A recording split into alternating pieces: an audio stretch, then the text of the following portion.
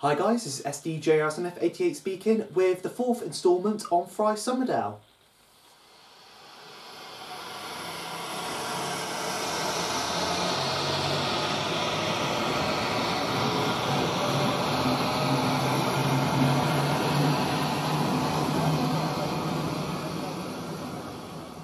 So as you can hear, there's been a slight change in the lovely weather we've had of recent days, but that hasn't dampened spirits and there's been plenty of progress on the layout, as you can clearly see. It's looking a lot greener since last time, so without further ado, let's take a closer look.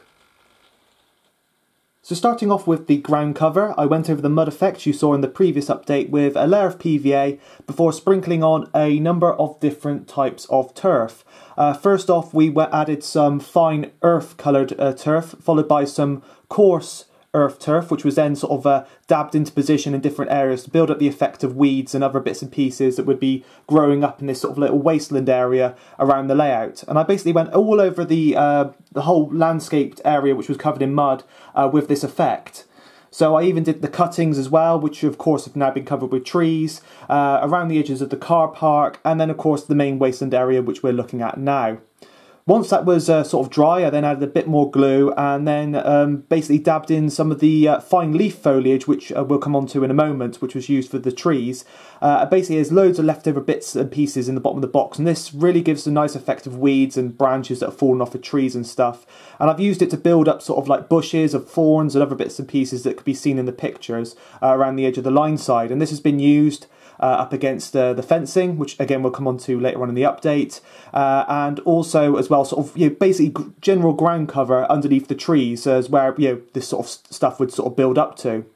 Of course, we then come onto the trees themselves. This has been built up using a number of different tones of the fine leaf foliage from the Woodland Scenics range, and this is great stuff. I've had a number of questions about this material as I've used it in a number of different projects.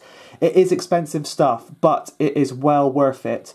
There are a number of different pieces depending on what pack you sort of get, which could be used as trees in themselves. So I pulled them the biggest ones out of the pack, kept them to one side, and they were sort of going to be used as trees, which you can see in the foreground. Any of the smaller stuff that was sort of falling to pieces was of course used as the ground cover. But then you've got these medium pieces that are great for sort of shaping trees that are further back, and they could sort of be wedged in behind the larger trees to give the effect of trees in the distance. And I've used a mixture of tones here, so we've got light green, dark green and medium green. And as you can see, when you blend these three tones together, you really get an effect that sort of gives the woodland a sense of depth. And as you can see with the back scene, that was a bit of a patchwork, which you saw in the previous update. The way it all ties in together really does sort of bring this woodland to life, and I'm really, really pleased with how it's turned out. Most noticeably, I should say, one of the most important features of this wooded area is, of course, to hide the road going off into the distance, which again is part of the back scene. And as you can see here, it has turned out extremely well. I'm so pleased with how this has turned out, and I've done this effect on a number of layouts now, but by far I feel this is the best one I've done to date. The way that the road sort of curves around with the wall and the tree arch sort of adds that shadow to it. It really does bring the scene to life. And I've shared a number of pictures on social media, Facebook and other modelling pages, and loads of people have really been sort of been sending really nice messages about how that sort of area has turned out. So I'm really, really pleased. So whilst on the subject of foliage, I've also managed to blend some of the scene into the fiddle yards. So currently we're looking at the entrance to the fiddle yard end, which would be where Keynsham Station would have been to.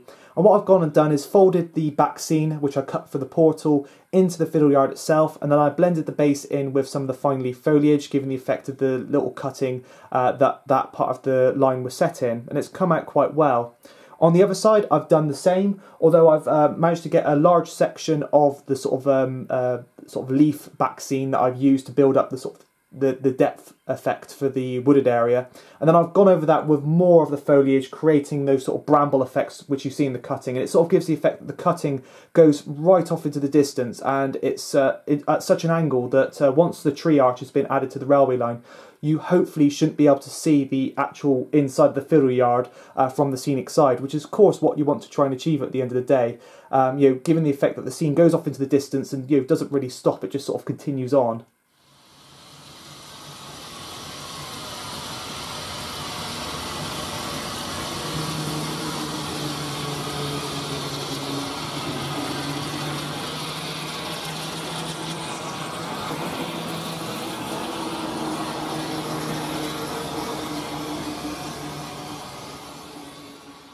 I've also started adding some of the details to the layout. So first of all, I've added this little fence which I've created from matchsticks and some fishing line, and basically is to recreate the wire fence that was sort of hidden in the undergrowth to the far side of the crossing, and I'm really pleased with how this has turned out. Quite fiddly, but I got there in the end, and it blends in with the gates for the actual crossing themselves really nicely. The gates have been weathered, and you can see I've gone over with some Humbrol smoke powder and sealed it, given the effect that they're obviously a bit dilapidated as they were in the pictures. And I've glued those into an open position just to make sure they're safe and secure and of course don't foul the trains. Coming on to the other side of the crossing, I've also added the speared fencing. Again, this has been weathered. Give it a quick coat of matte varnish before adding some of the earth tones and followed by a bit of smoke. And then I've glued that into position. I added a nice little curve in, the way it sort of curved in and joined onto the actual crossing post itself. And then I've blended that in again with more of the fine leaf foliage to give the effect of the brambles growing up in between that. So I'm really pleased with how that little effect's turned out. I've also, as mentioned, added the ground cover to where the billboards would be to. You've seen the previous update.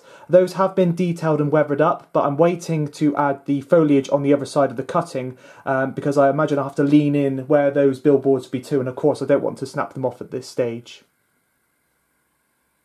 Of course, one of the most iconic features of this scene is the gateway entering to the Fry's site itself. And as you can see, I've finally got round to creating the gate posts. Now this has been done using offcuts of the polystyrene sheeting, which I've then cut to size and shaped. I then added in sort of the little sort of grooves that were cut into the sort of the wood, as a bit of sort of decorative effect, I guess. Before adding a couple of Metcalf paving slabs to the top to sort of create the top of the posts themselves.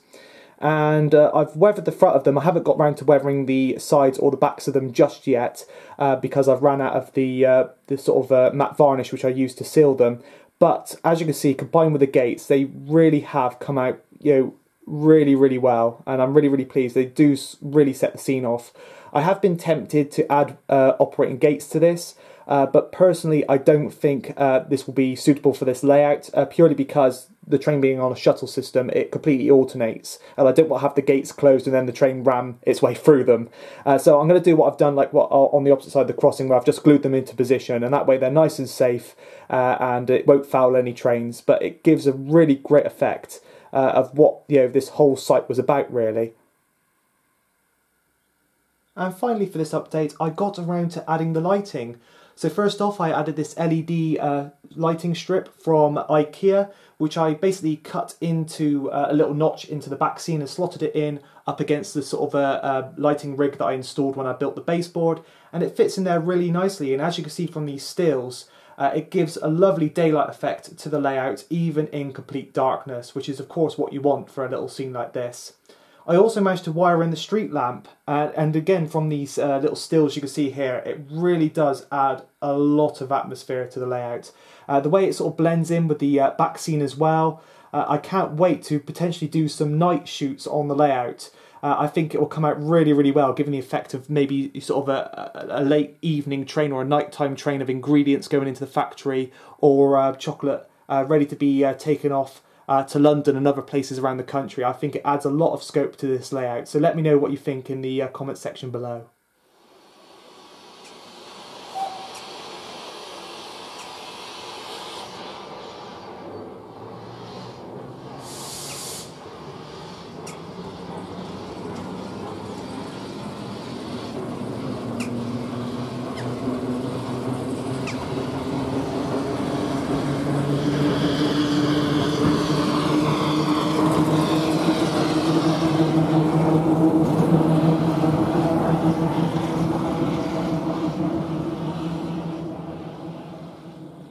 So once again, I guess that's all for this update on Fry's Somerdale. I'm really pleased with the progress that's been made over the past couple of days. It's really started to come together. I think the next step is of course to start adding all the finer details. Once I've finished off the trees on this side of the cutting, of course added all the billboards, it'll then be adding those little details that will really bring this layout to life, and hopefully to an exhibitable standard. So anyway, I guess that's all for now, and this has been SDJRSNF88 speaking, and thanks for watching.